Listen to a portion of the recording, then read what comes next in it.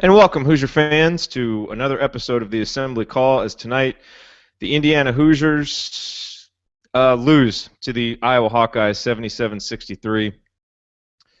It was not a good performance, not a good performance at all. If I sound a little distracted right now, you'll have to forgive me. There's a whole lot of thoughts swimming through my head right now, and as you all know, I try like hell. I try my best to begin these shows with something positive. So you'll forgive me if it's a little bit hard to find positives in this performance tonight. We're going to get to the banner moment. I thought about bypassing it altogether and just going straight to the rant, but we will have a quick banner moment. But, I couldn't help but thinking tonight, I don't know about you, but House of Cards came out on Netflix this past weekend, and Heather and I binge-watched the whole thing over the weekend. I won't give any spoilers away. And so perhaps my thinking while watching this game was clouded by watching House of Cards, but I couldn't help but thinking all game long how much this season has been built on a House of Cards and how we are now seeing that House of Cards fall, crash, and burn in front of us in this spectacular and yet undeniably familiar way in the Tom Crean era. And I tweeted out at some point during this game, what happened to this team that seemed to love playing together? We saw it as recently as the Minnesota game, even as recently as the Rutgers game, and yet these last two games, this looks like a totally different team. I don't get it. And all I can think of is that a team that is built solely on offense and on offense clicking and on shots falling and on rhythm, and that has no defense to fall back on, no real grit, no real toughness to fall back on when the going gets tough, as it often does at the end of the season, that kind of team is not built to win those types of games. And those have been the types of games that Indiana has been in 3 out of its last 4 games, against Purdue, against Northwestern, and tonight against Iowa, and this Hoosiers team has not been able to step up to the challenge. And that House of Cards, this incredible offense but terrible defense that Indiana, that this season, this promising at one point season was built upon, has fallen. And it's undeniable, and we can still say, hey, a lot of bracketologists had Indiana as a 7 seed, and they lost one game. How far can they fall? I don't know. We'll have to ask the bracketologists, but it sure feels like we fell a lot tonight. And that's just my visceral gut reaction after this game. And that's my opening thought. This House of Cards that this team was built on, it's fallen, and I don't know where the team goes from here. Don't worry. We'll try, and we'll talk about it, and we'll break this game down and break the future down and do all kinds of things tonight. I don't know if we'll find answers, and you'll have to forgive us if we don't. But that said, my banner moment tonight is pretty simple. And the banner moment is just that this is Indiana University basketball. And ultimately what always leads me back to believing we'll hang another banner is that we've hung 5 before. This is still Indiana. And despite the apathy that we saw in the crowd tonight, the apathy that we saw even from the players wearing the cream and crimson tonight, which is so disappointing to say, is that at some point in the future that will reverse itself and we will once again have a team that gives us confidence that will hang another banner. But certainly there was nothing inside of the game tonight that gave me any feeling like we're on the right track, so I won't even try and pretend that there is. Instead, we will send it right over to Ryan Phillips. By the way, Andy Bottoms, our usual third co-host tonight, his daughter, unfortunately, got sick this evening. He texted me. I thought it was a metaphor for how Indiana was playing, but he texted me and said his daughter, unfortunately, threw up. He was cleaning it up. He's taking care of her. And he wasn't able to watch the first half anyway, so certainly we wish Andy and his daughter a pleasant night. Hopefully they don't watch the replay. Hopefully he didn't make her watch the second half, because that's not going to make her feel any better. But we wish you all well. Andy, we wish you were with us. But frankly, I'm kind of envious of you that you don't have to be. So, with that said, let's kick it over to Ryan. Ryan, give us your rant, and then we'll try and make sense of it all. Because, hey, ceiling tiles didn't fall tonight, but they might as well have. Yeah, first of all, I'd like to say I'm feeling sick. Can I not participate in this call? I mean, I vomited during the first half. Why can't I get out of it? Instead, you get word vomit from me. I'll just say tonight was embarrassing. Every aspect, and I tweeted this out, it was embarrassing for every aspect of what Indiana is right now. You had fans throughout the entire game complaining, booing, not showing up, things like that. That is embarrassing, and it makes Indiana a joke nationally. Iowa fans were tweeting at me like, "Why are you guys booing? It's a 5-point game. Why are they booing? Why are they, And okay, people are going to say, well, we know what to expect from this team. You should never boo the kids on the floor during a game. I don't buy into that. You should be loud. It should be a live crowd always, no matter what the score is, no matter what the situation is, no matter what the team's record is. You should always cheer your team. Now, if you want to talk about after the game, you want to get with your friends and bitch about what was wrong and bitch about players and bitch about the coaching, I'm all for it. That's what we do here. But you know what? It's inappropriate during a game in that arena. If you're in Assembly Hall and you are one of the few people on this earth that gets to experience Indiana basketball live, you make yourself known and you give it your all while you're in that arena. As for the performances, I mean, I'm going to single out two guys because they drew my attention, but they're just a microcosm of the entire team. There was just no fight in this team tonight, and I think there was no fight against Northwestern either. There was two games where a team that scratched and clawed and fought and was just tough and won some really close late games, games that went down to the wire earlier in the season and really fought hard. Zero fight in the last two games, and they've had a week to recover from Northwestern, and they just aren't fighting. It's almost like they don't care, and I know that's not true. I know Yogi cares. I know Troy cares, but they the complete lack of focus and fight for this team.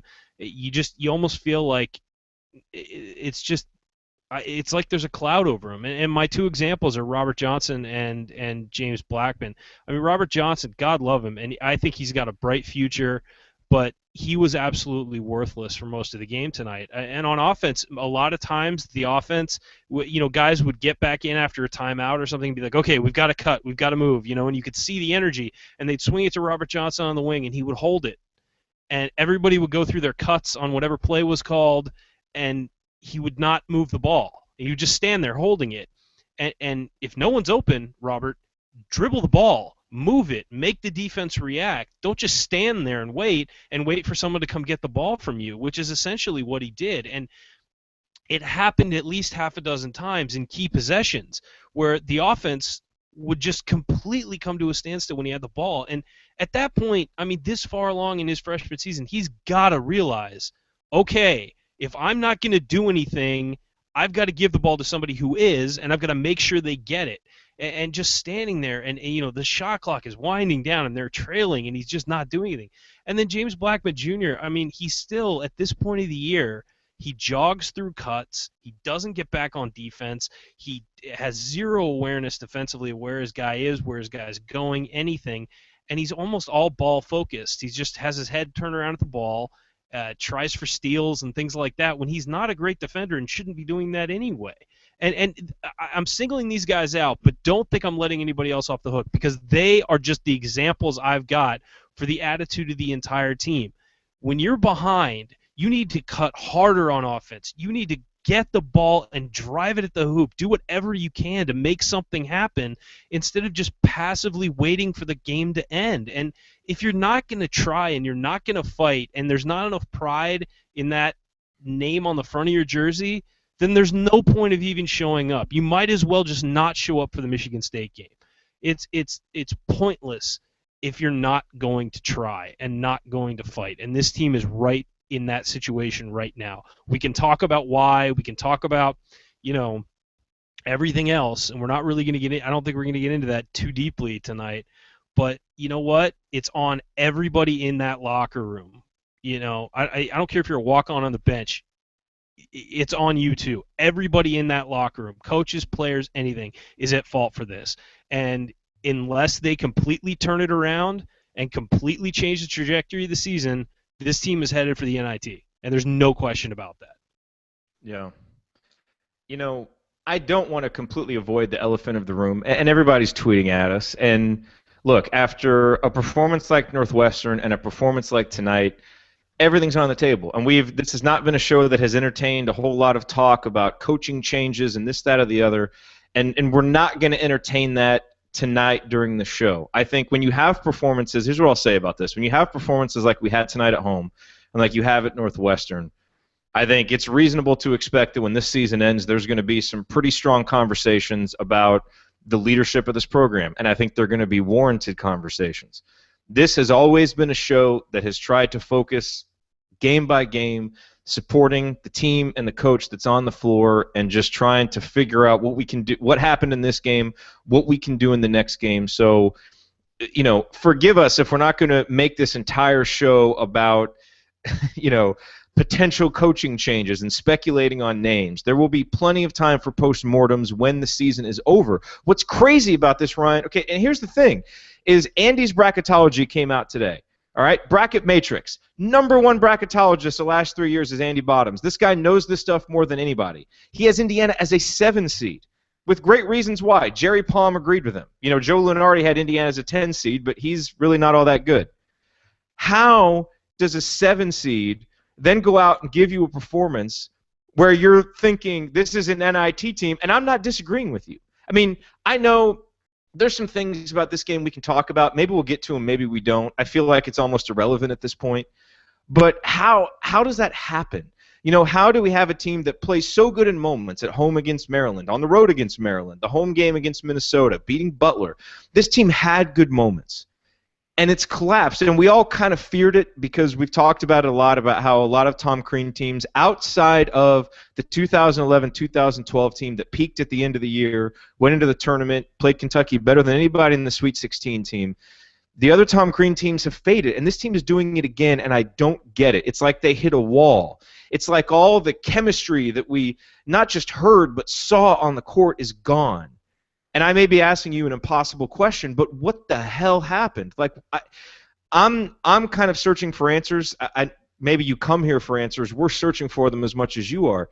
Do you have any explanation for it? Because I'll be honest with you, I've got no inside information. I don't know any, and sometimes I hear about this stuff, but I've heard of no whispers about stuff going on, and that almost makes it harder to understand what the heck is going on with this team on the court. I don't get it because they don't seem like the same team that we saw as recently as 3 weeks ago. Yeah, Sorry. I mean, I don't know if there's. Sorry, it took me a second to unmute there. I don't know if there's one specific thing. I really don't. I think that they went out and they absolutely hammered Rutgers and did exactly what they should have done in that game. They beat them by 30 and really didn't look challenged at all. But before that, the high of the Minnesota game, I mean, in a row, they lost to Wisconsin. We all expected that. I didn't feel too badly about that. I didn't think they played very well, but we all expected to lose to Wisconsin on the road. Then you beat Michigan in a game that maybe is tighter than it should have been, but you sort of felt good because they pulled out a late win, and sort of did what they've done all year and sort of found the magic at the end. Then they went to Maryland, played a great game. I mean, that was just a great college basketball game, and they lost by 2 on the road. Who cares? It's not a big deal. Then they beat Minnesota, and it felt like, okay, this team is really starting to figure it out. They beat Minnesota by 19 at home. And then they played Purdue, and they got hit in the mouth against Purdue. And they it was the home game against Purdue. I think they might have had a lot riding on that. They're looking like they still look pretty good for a top 4 seed. Purdue had a lot of momentum, and I think that they really thought that if they beat Purdue, they could make some noise in the Big Ten. And they lost by 4 at home in what was a tightly contested game, even though I thought Purdue Purdue felt like it was going to win the entire game. But Indiana fought really hard, and since that time, despite the big win at Rutgers, I just feel like there's something off with this team. It's almost like that game took the fight out of them. And there's just, we lost to Purdue twice. It was a big hyped-up game, and we gave it our best shot and lost. So I guess it's over. Or maybe they were reading their own press clippings where after Purdue, they fought hard against Purdue and then whipped Rutgers. They thought, well, we're in the tournament. Cool. I have no idea, but I do know this, in my opinion, and I know that I'm not a bracketologist, and Andy is one of the best. And I think the best. And that's, I'm not saying that because he's our partner on the show. I'm saying that because I've reviewed these things, and he gets it right more than anybody. And he's got IU at a certain spot. if they lose to Michigan State on Saturday, I think they're out of the NCAA tournament. I have no problem saying that. If you go 500 in a relatively weak Big Ten compared to other years, and we know we don't play well in the Big Ten tournament. That doesn't matter who the coach is or anything. We do not perform well in the Big Ten tournament. You lose that, and you have lost 4 of your last 5. If we lose to Michigan State on Saturday, you lose 4 out of your last 5. The committee is going to look at that and say, well, this is a team that is completely tanked and is who we thought they were at the beginning of the season. They can go to the NIT. That's my feeling. I just think if you lose games, especially your final 3 home games in conference and a game to Northwestern, you don't deserve to be in the tournament. You don't. That's plain and simple. No, I agree with you. And the incredible irony of this season is at the beginning of it, we looked at the opening part of the schedule, and it was like, oh, my God, that's so daunting. How is Indiana going to survive the first 5 or 6 games of the Big Ten season? But if they do, the end of the season is going to be easy. And Indiana starts out 5-1 and collapses at the end, which really just shows that we all didn't have a very firm grasp of history, because this team has typically started out well in Big Ten play and faded, and that's exactly what has happened again today. So, again, I don't know that there's a whole lot to break down from this game. I feel like, what we saw in this IU-Iowa game was more of a metaphor than a basketball game almost. But there are a couple specific things, and, I will say that Troy Williams at least seems to me like a guy who internalized the game plan and tried. His shot selection wasn't great, but he tried to get it into the paint, and he had 11 rebounds, which is what Indiana needed to do to win. And so he, at least to me, seemed to try. I've got him with 13 rebounds, actually, and 4 assists. Yeah, I mean, I thought he didn't score well, but I thought Troy played well. I thought he tried, and it was that kind of game for Troy. But look, we're not going to talk coaching change, but I will talk coaching mishaps. I thought this was, and you can disagree with me if you want to, I don't think you will, I thought this was a horribly managed game by Tom Crean. And there's some specifics I want to point out. And so for everybody who wants blood, perhaps maybe this is at least some chum in the water if we won't, talk bigger picture stuff. But, there's a couple things. Number one is it was in the first half. We started out pretty well in the first half, 15 points over the first 8 minutes, and the offense just totally bogged down. And Tom Crean puts Fuchs in, and I get that, just trying something, but he's also got Stan in with him. And those are 2 non-entities on offense when the offense is struggling. And I get you're trying to do something on defense, but frankly, the defense was okay. Outside of when Aaron White was isolated on Yogi, which over the first 10 minutes of the game happened on 3 possessions and resulted in 6 points, I believe. If he made the 2, I don't remember if he made the 2 free throws, but I know he was 2 for 2 on the field goals. And it was a good thing that didn't happen anymore. But this whole Yogi and Stan guarding the other team's best player when he's 6'9" is just not sustainable. But so we put in Fuchs and Stan, the offense struggles, and then Robert Johnson comes in. So essentially, with our offense struggling, coming on the heels of the Northwestern game where the offense struggled in the second half, in the first half of the most important game of the season, we're playing our 3 least efficient offensive players. I don't get that. I don't understand that at all. It's just poor lineup management to me. Now, Crean seemed to maybe realize that and put Hunter Perea in, and we quickly went on a 4-0 run after that. But why does it happen in the first place? I don't understand why you play that lineup even in the first place. And then, look, on the halftime report, I said 3 things needed to happen for Indiana to win this game. We got to start out the second half well. James Blackman Jr. has to get going, and we have to keep rebounding. And if we look at the rebounding for the game, Iowa ends up out-rebounding Indiana, and Indiana was out-rebounding them in the first half, so we clearly didn't do that. James Blackman Jr. kind of got going. I mean, he scored 12 points in the second half. It took him a lot of shots to do it. But that start to the second half was atrocious. Iowa jumps out to an 8-3 lead, and the only saving grace was a 3-pointer by James Blackman Jr. that Troy Williams created. And it just once again seemed like a team that didn't really have any direction coming out of halftime. They certainly didn't have any energy. And in a game like this, one thing that gave me confidence coming into this is Indiana's been pretty good under Tom Crean when they've had a long layoff. It's almost kind of like that Andy Reid thing coming off a bye, where Andy Reid teams always play well off the bye. Well, Tom Crean teams have always seemed to play well. You remember the Michigan game last year where Indiana it was like a 5 or 6 day break, and everybody thought Michigan was going to come in here and win, and we had that great game plan with Yogi guarding Stauskas and I mean, granted, Yogi hit like 13 threes that day, which certainly helped, and we didn't get that tonight. But Indiana, but to Crean's credit, this has seemed like a team that's played well off a layoff. But I don't think we've had one this late in the season. And where I thought maybe it would give the team fresh legs and we'd be rejuvenated, we'd have this great game plan, none of that happened. And that can't fall anywhere but at the feet of the program leader, which is Tom Crean. And so I just think in a game where we needed the leaders to really step up, did Troy and Yogi Ferrell, who were clearly this team's two leaders, did they play perfect basketball? No, not at all. They both left shots out there. They both took some bad shots. It was not perfect from them. But I don't think this team had a game plan. I don't think this team had a mindset overall coming in to win the game no matter what. And I've got to put that at the feet of the program's leader, which is Tom Crean. And I think that's unacceptable in a game of this magnitude at home. And so, anyway, I don't know. I feel like channeling Mark Cuban. For all of those reasons, I'm out. Yeah. Anyway, what do you think? No, I completely agree with you. I think that Coach Crean is, I've given him a long leash because of what he's brought this program back from. And no matter what happens going forward, I will forever be grateful for the way that was handled and the way he did it. And, reprioritizing academics and things like that. I mean, this team has done phenomenally well during his tenure academically. And things of that nature, and really putting the program back on the map, at least for a few years.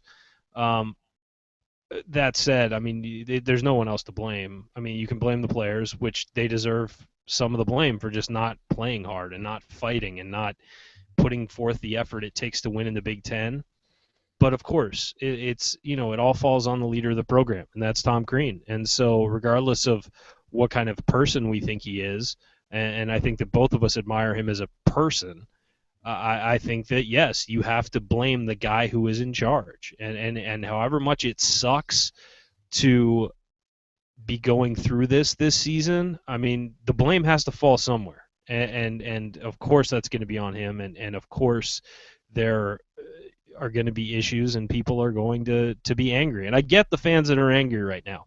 I think that Jerod and I have decided we're not going to speculate because we don't have as much information as we would like to be able to speculate right now. It's just in the blush of this game, as far as what you all want to talk about.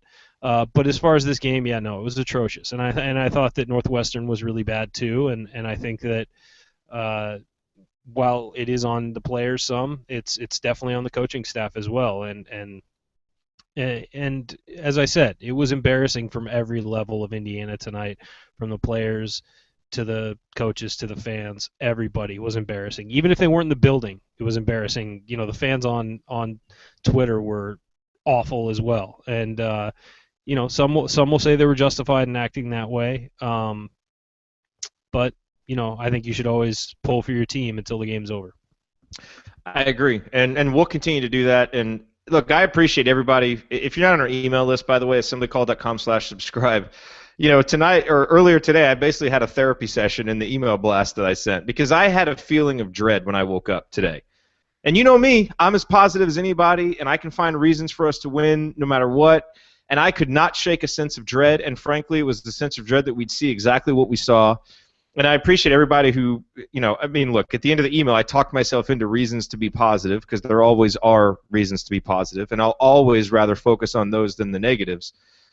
But I thought this season was different, and I think that's why it's so disappointing. Last season, it was just like this descent into awfulness that started from the beginning of the season and just kept going. So it's kind of like you expected it. This season just seemed different to me, and I think that's why it's almost more crushing, is to really get up and start believing in this thing, even though, as I said at the start of the show, it was kind of built on a house of cards. Those are going to eventually fall down. I mean, look, if you're a House of Cards person, it doesn't happen in Season 3. No spoilers there. Frank Underwood's eventually going to meet his demise. Like, that's just written in the stars of the name of the show because a House of Cards will always fall. And this Indiana team was built on a House of Cards, and that's not going to sustain. And part of me feels like a fool, which is almost why, part of, I think, why I'm upset for getting so bought into this thing. With that said, Ryan, let's let's try to look forward a little bit, all right? Because at the end of the day, this season is still not what were you going to say?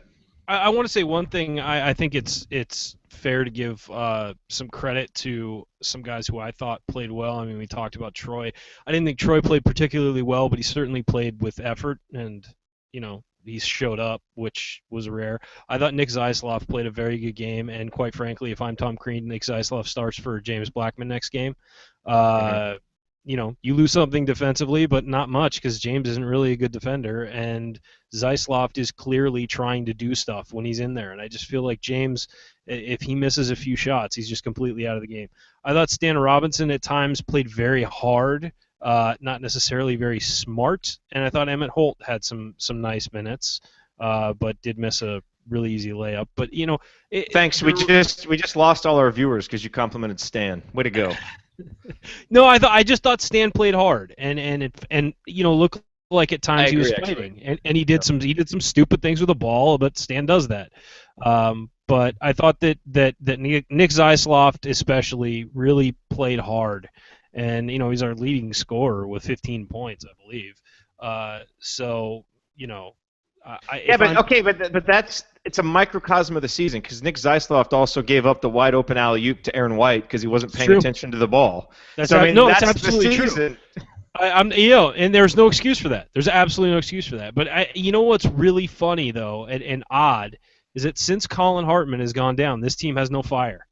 Yeah, and I And was just going to talk about that. I think we buried the lead. I mean, this team misses him. And I know it's crazy to say that you missed this 6'6" sophomore that has been playing center a lot of the times. But this is a guy who's 7th in the country in offensive efficiency coming in and makes hustle plays and does things and is in the right spot. I agree with you. I think it is an underplayed, and we're even at fault because we haven't talked about it yet. This team misses him a ton. yeah, And do I think tonight's game is different with him? Yes, frankly, I do. And I think Yeah, I do Indiana has too. a chance to win it, but that's all speculation. he just seems like he's the kind of guy who's always smart and always making the hustle play and always doing and he ignites the team and brings the team together and things like that. I'm not saying we win with him because if nobody else is playing well, it's not going to happen. But I think that he is the straw that stirs the drink with this team, and since he's been gone, this team has looked awful. So I mean, Which furthers the House of Cards analogy. I mean, when you take a yeah, guy like Colin Hartman, who you should have as your 6th man, who's a really good 6th or 7th man, you pull him out, and it looks like this. I mean, I don't know what that says. That it shouldn't be this much different. It shouldn't be this bad without him. But it is. I mean, that's what no. we've seen without him. If losing one player changes your entire team, you don't have a very good team. I mean, we would have seen that last year. If Noah Vonleh wasn't on the team, how many wins does IU get? Maybe, 8, Oh, 9. jeez. And that's the thing. You felt like with the team 2 years ago, if you took Cody Zeller out, yeah, you'd miss him, but there were so many guys willing to step up and make plays and who could hurt you. And I just feel like this year, it's almost like other than Yogi, and Troy does what he does, but he's not a guy you're going to give the ball to and just say, okay, win us the game, other than Yogi, if teams are double teaming Yogi every time he gets a screen and overplaying him like they were tonight, which was a very smart defensive strategy, you've got to have somebody else you can rely on. And right now, I'm not sure who we can rely on.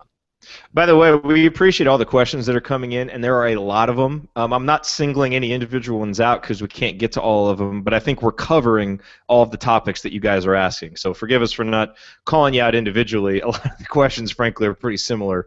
So I think you can guess kind of what they are based on what we're talking about.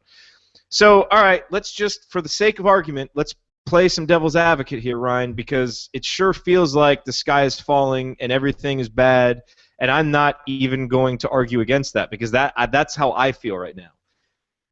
But, even if the season ended today, all bracketologists would probably have Indiana in the tournament. All right? I know. Stop. Don't yell at me yet. I realize how bad that feels after tonight's game. Is there – and here's the thing. I thought this was a must-win game because we had 3 guaranteed games going into tonight against Iowa, against Michigan State, and in the Big Ten tournament. Look, call me crazy. I have no confidence that we're ever going to win a game in the Big Ten tournament, and I guess that's just the curse of the Big Ten tournament. So if we win a game there, I consider it a bonus. So I looked at we needed to win one of these last two games for me to feel good. And I really struggle thinking this team, even when it was playing well, is going to play well against Michigan State because that's the type of team that causes us problems. They're physical on defense. They're mature. They're probably going to out-rebound us, and we very rarely beat anybody without out-rebounding them. And that's why I thought we needed to win tonight. So let's do a little role reversal here. I'm lacking a little bit of confidence. Can you at all talk me into confidence for why we can win Saturday against Michigan State? And, and again, it would have been hard to do this after the Rutgers game when we were all feeling pretty good. After the last 80 minutes of really bad basketball, I may have asked you the impossible question, but if you can answer it, you can hang on to your Tom Crean fan club presidential seat. The one thing I'll say for this Indiana team is if it has a hot shooting night, it can play with anyone in the country. I truly believe that. If they make 18 threes, I mean, you can't rely on that, but if they make 18 threes, they're going to play with anybody. I mean, there's no question about that. Okay, but we were making 18 threes when the offense was running well. That's the thing. Well, it's no, that's what I'm just shooting. The shots we're getting. No, obviously, and we've talked about that before. It's how you get those shots. It's driving through the middle. It's moving the basketball. That's how you're getting good looks. Tonight, the looks they were getting were guarded. And some of them were guys closed out and blocked shots. I mean, you rarely see three-pointers get blocked, and you saw that about 4 times tonight for Indiana, at least deflected in some way. The only way that happens if this team goes into a room, locks itself in a room and says, hey, somebody has to step up. It's going to be me or it's going to be you. Or there needs to be some leadership on the floor. Somebody needs to take it upon themselves to make sure when things aren't running right, they get everybody in line and do it. It can't happen 12 seconds into the shot clock where you're rearranging people. I mean, but this team is going to win with offense, and the way it wins is to get open shots, create open shots, and make open shots. They haven't shot well the last couple games, but that's because they're not getting good shots. So that's what it's going to take to win. I'd love to say that we could score 50 points in the paint and beat Michigan State, but that's not going to happen. They can win if they get themselves open shots. And what this team has seemed to forget is that getting those looks takes work. You've got to work for those shots. The other team's not going to give a team that shoots as well as Indiana good looks. They're not just going to say, okay, go ahead, shoot 3. They're going to be guarding them. And so that means you have to work within the offense to get those looks. And if everybody is working hard, those shots will be spread around to everybody. You're not going to have one guy shooting 12 threes. You're going to get everybody involved. The other thing, too, if we just start making easy shots, it'll help us. Like, do you get the sense that these last 2 games we've missed a lot of easy shots? Yeah, I mean, there was a 2-possession stretch in the second half where we missed 4 point-blank shots. I mean, literally, layups, and the farthest shot was a little Yogi floater from like 3 feet out that I thought he was going to make. But why is that? Because the team's working on those possessions. I give them credit there, but is it random chance or is there something? Is it focus? No. Like, what accounts for that? Confidence. Anything? I think it's confidence. Yeah. I think you have to follow through on your shot, even if it's a layup. You've got to you can't just like fire it up really quickly because you're afraid it's going to get blocked or anything. You need, in those situations where you're within 5 feet of the hoop, you need to either score or get fouled every single time. You cannot leave points on the board. And one thing this team does a lot of is it just kind of fires the ball up kind of quickly, almost because I think it has to do with the lack of size. They almost are too worried about getting their shot blocked when it's like, you know what? If you jump back into that shot blocker, into his chest, he's going to get called for a foul, and you have a chance to make the shot as well. I think Emmett Holt does a pretty good job of that. He missed an easy one tonight, but I think he does a pretty good job about getting his feet under him and sticking it off the glass and making sure his shot doesn't get blocked. But yeah, I mean, Yogi goes in there. I can't really fault him for trying to fire things up quickly because he's tiny. But guys like Troy Williams, with his athleticism, should never miss a layup. I mean, it's going to happen to everybody from time to time, but it shouldn't happen very often to him, and it seems to happen a lot to him lately. Go in and put the ball in. You know what frustrated me a little bit about Troy tonight is I feel like there's been a lot of instances in the past couple of games where he's tried to dunk shots that he should have just tried to get up on the rim. And I actually thought there were a couple times tonight where he tried to get the shot up on the rim when he should have dunked it. And I wonder if that's one of those like film room moments where the coaches have been saying, hey, don't try and dunk this, just get it up on the rim. And he was a little less aggressive tonight when he should have been more. Because, look, he is one guy I am not going to criticize tonight. I know his shooting wasn't great and all that, but that guy tried, and he went up there and he gives his body and he gets knocked to the ground, and he really tried to work it through the paint and do the things the coaches wanted. And he's leading the Big Ten in field goal percentage coming into the game. But I just felt like he was in between being assassin Troy Williams and maybe trying to be smarter Troy Williams, and it messed him up some tonight, which I think messed this team up because they feed off his energy, and not making those buckets really hurt. Did you get that sense too? Yeah, no, absolutely. I think that he was sort of caught in between tonight, and and that's something as a coach. I will defend Crean on this one. It's really hard to get that across to a guy. Be aggressive, but make sure you're being aggressive at the right times, and that's going to get in a guy's head. And he's going to think, and I know the same thing happened to Victor Oladipo when he was a sophomore. You could tell they wanted him to go, but not that fast, and it's sort of, it crosses them up. And the guy just has to learn what his, he needs to learn on his own what the right temperature is, and it changes game to game. I think with Troy, you'd like to see him going off the glass more instead of just trying to roll it over the rim. I mean, if he's not going to dunk it, put it off the glass, make it a solid layup instead of trying to go right for the rim and lay it in, and, because then it rims out and things like that happen. So, but yeah, I mean, he missed a lot of easy ones tonight, and didn't really take any jumpers that I saw, and then airballed a free throw too. That was pretty bad. But again, like you said, you can't criticize that guy because of his effort. I mean, he's always working hard and trying. And Yogi's the same way. Yogi just didn't have any openings tonight. He really didn't. They did an excellent job of overplaying him, and they knew. I mean, he only got 5 threes off tonight. In a game we were struggling and needed 3-point shooting, he could only get 3 off, or 5 off. And, so it's the rest of the guys that really need to step up and fill that energy level in that gap. One name we haven't mentioned tonight is Hunter Mosquera-Perea, who had 4 points and 4 boards, but I don't know. He didn't really seem to be that engaged. I guess, what's kind of the saddest thing about this season, and I think part of the reason why I started to get the sense of dread, because I think these last 5 or 6 days have given me the perspective that we've spent a lot of time on here, weirdly, ironically, after losses, criticizing the offense. And yet, that really ignores the perspective, which is that this is still a top 10 offense overall in the country, and the defense is like 230th. It's terrible. And look, I was talking with Heather about this at halftime, who is not necessarily a basketball fan. Bless her heart, she has tried, and she's watched Indiana this year and has kind of gotten a sense of the team. And I told her, hey, our keys for the second half, we got to start well, James needs to shoot well, and we need to rebound well. And she's like, what about defense? And I was like, well, I just kind of assume that we're not going to play defense and that the defense is going to be bad in the second half. Which, again, is like burying the lead of the entire season and brings us full circle on this entire show about how this season is built on this house of cards, that you're relying on this top 10 offense to click on all cylinders all the time to compensate for literally one of the worst defenses in Big Ten history. Yeah. And again, when you look, I know that this team is a little bit depleted, and there are some excuses there. So if this team was like 100th in defense, I would accept it.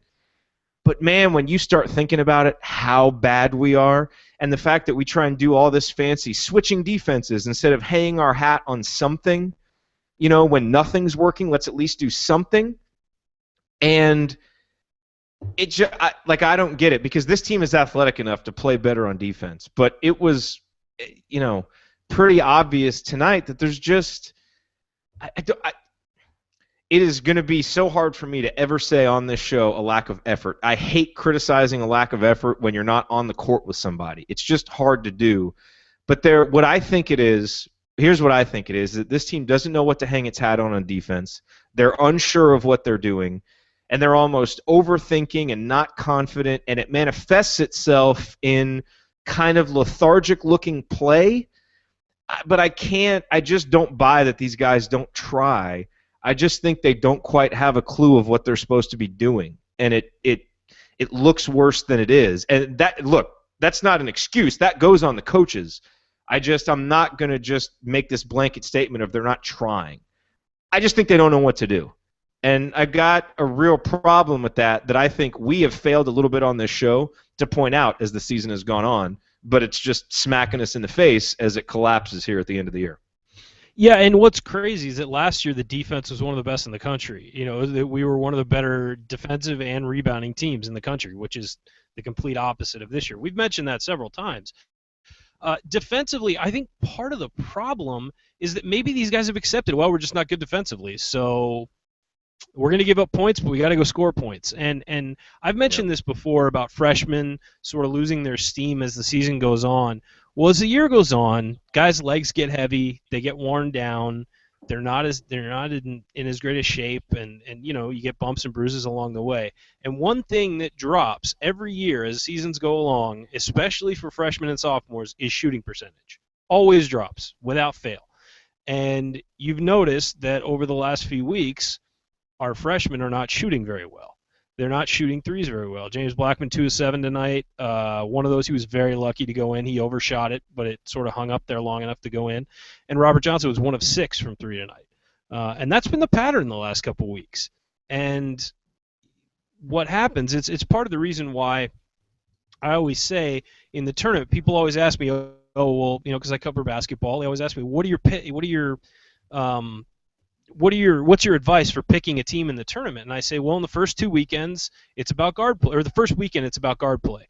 After that, it's about having a competent post player who can get you easy baskets that you don't have to work for.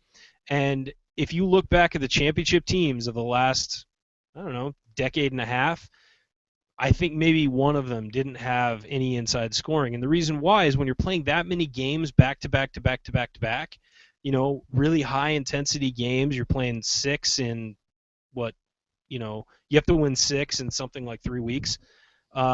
What's happening is your legs leave you, and guys aren't shooting as well, and they three-pointers stop falling. And you're seeing that at the end of the season with this Indiana team, a team that relied so heavily on three-pointers all year.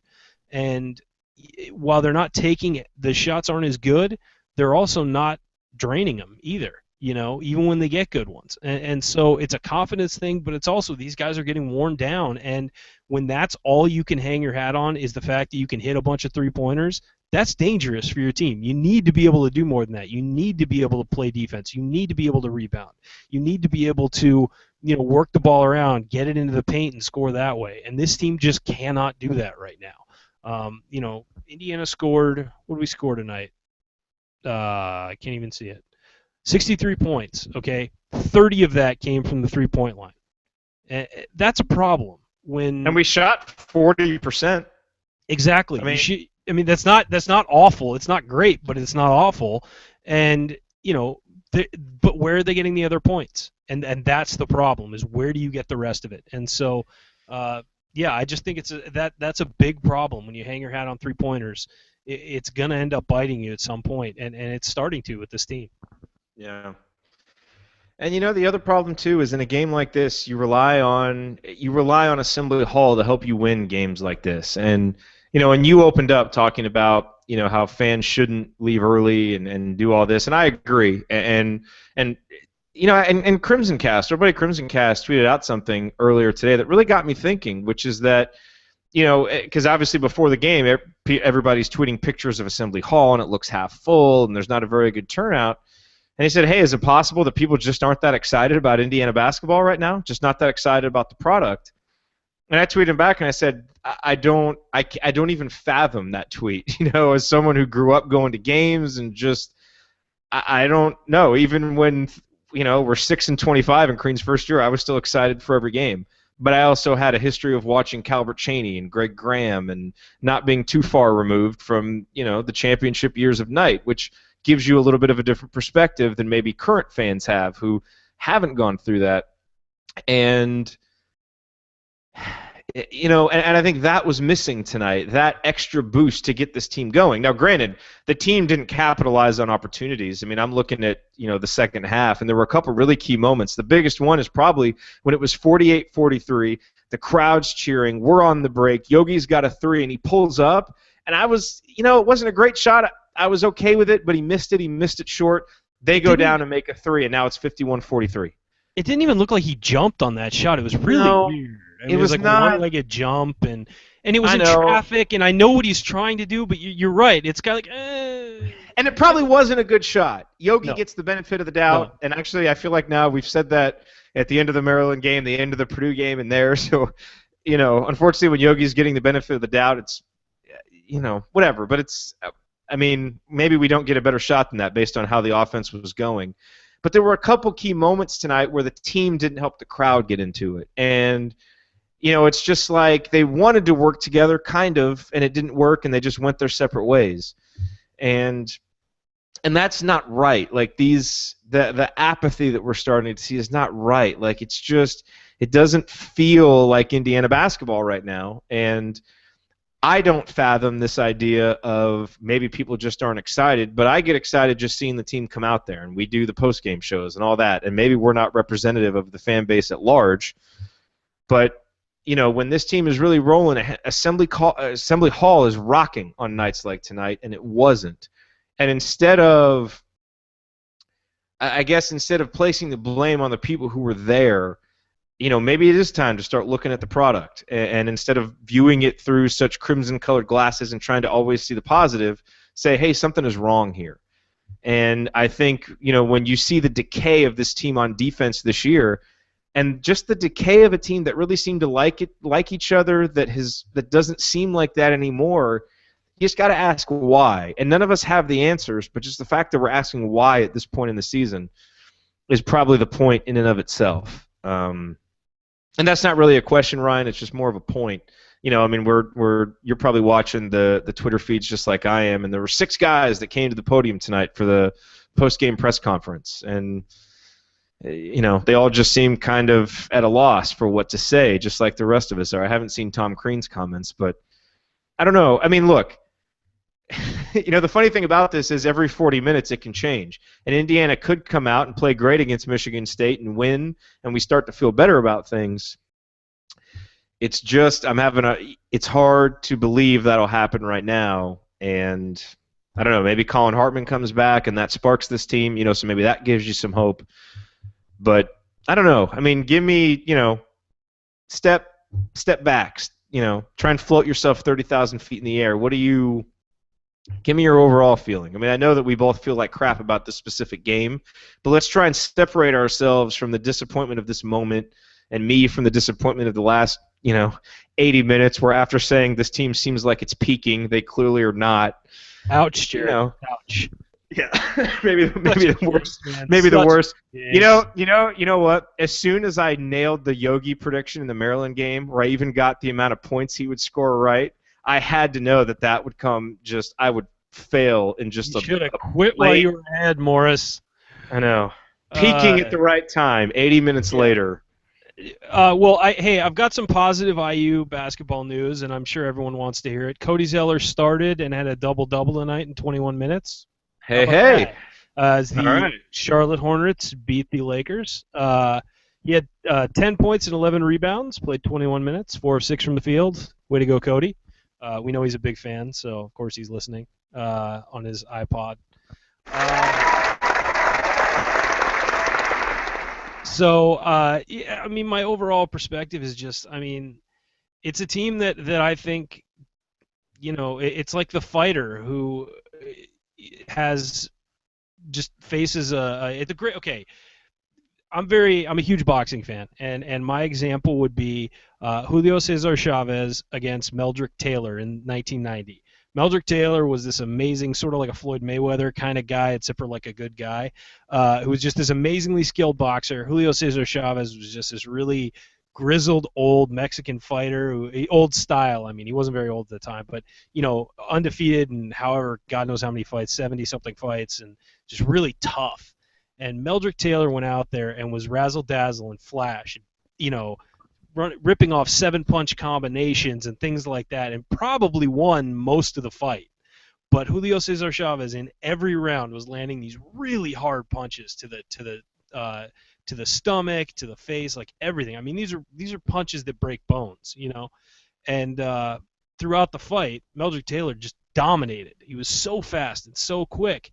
In the last round, Chavez knocked him down, and he got up, and the official waved it off. It's very controversial, but the official waved the fight is over. And all this flash and all this speed and everything, Meldrick Taylor couldn't keep facing those body blows that he was taking and those shots to the head. And Meldrick Taylor was never the same again, sadly, after that fight. He just had all the fight punched out of him. And I think that's what's happened to this team. I think that it has been flashy and fun to watch and crazy and out there and just different. And I just think they've taken one too many punches, and they are not in it anymore. I don't know why or how that happened. I said the Purdue game. I just think that now you're seeing these guys who were just razzle-dazzle and running and having fun and just everybody getting involved and things like that. Even a month ago, it's just completely different right now. They look like they have slumped shoulders, and they look like a beaten team. And they're not beaten. They have 19 wins, and one more win almost ensures that they're going to the NCAA tournament, but they just don't look like they think they will ever win again.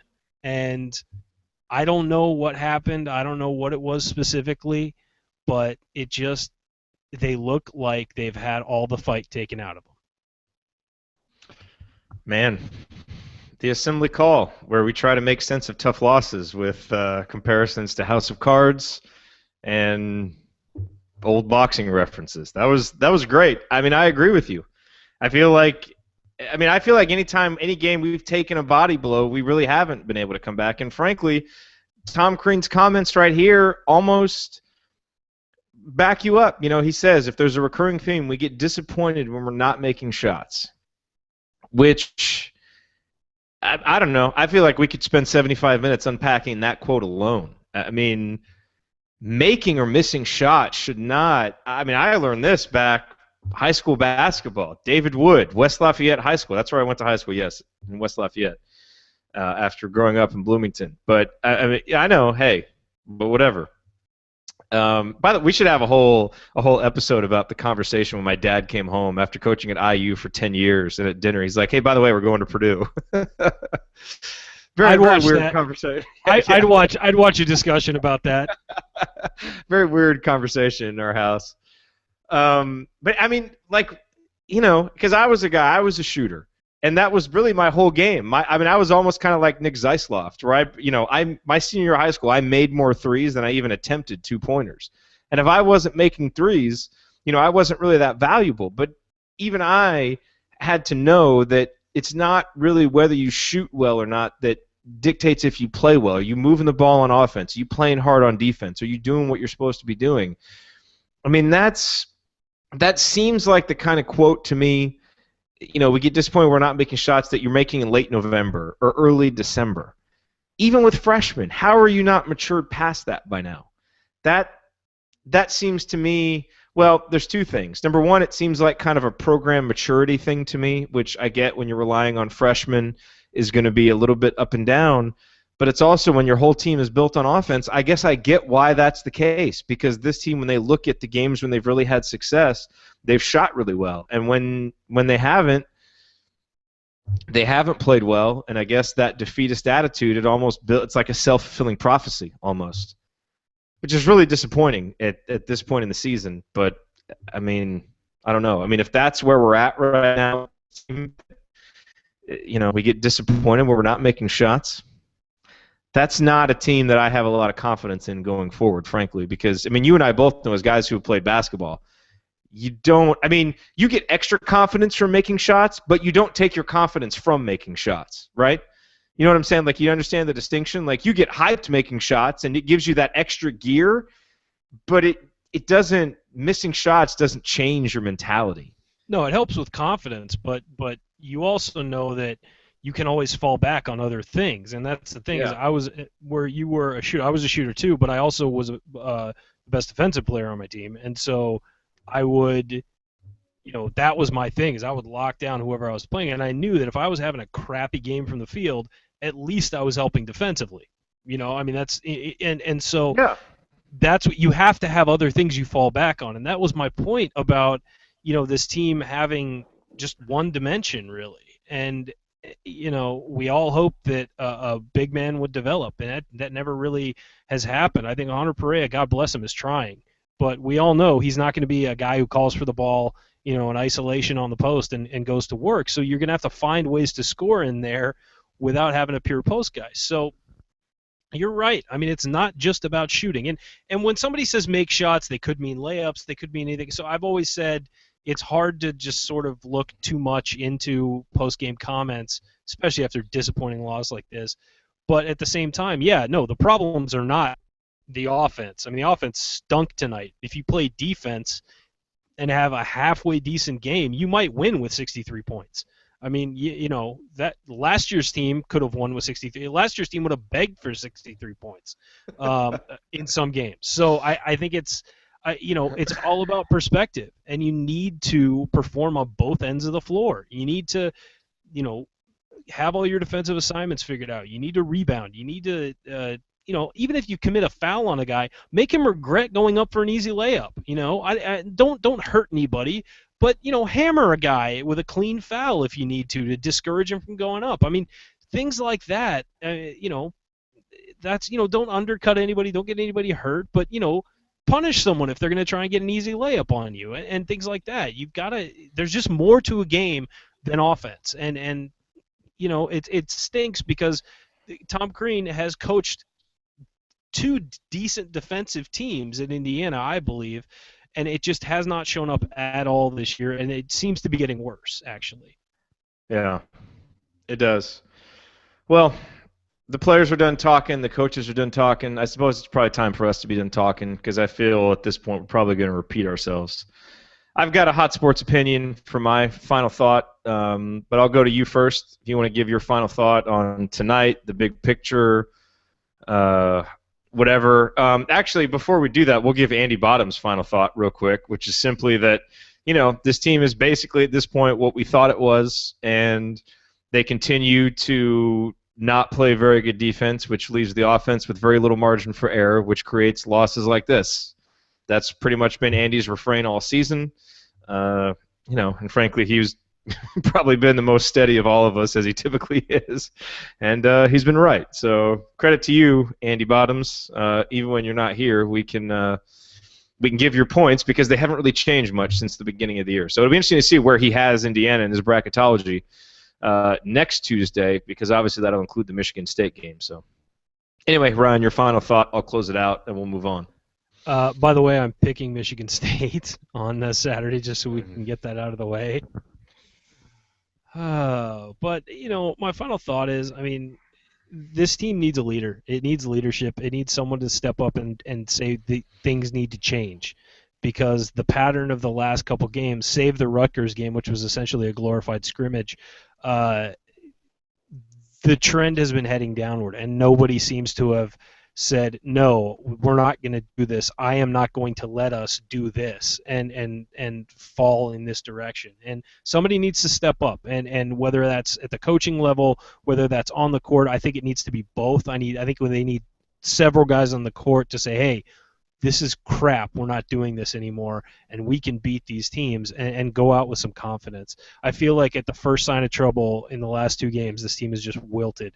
And that's not okay. And they need to find the fight they had earlier in the season and the desire to go out there and win some games. And I don't see it right now. And hopefully it changes. I'm praying that it changes, because there's nothing worse than watching a team that you care about lose. And when we put this much effort into putting on the show and things like that, I don't like coming on here after a loss. And I know Jerod doesn't either.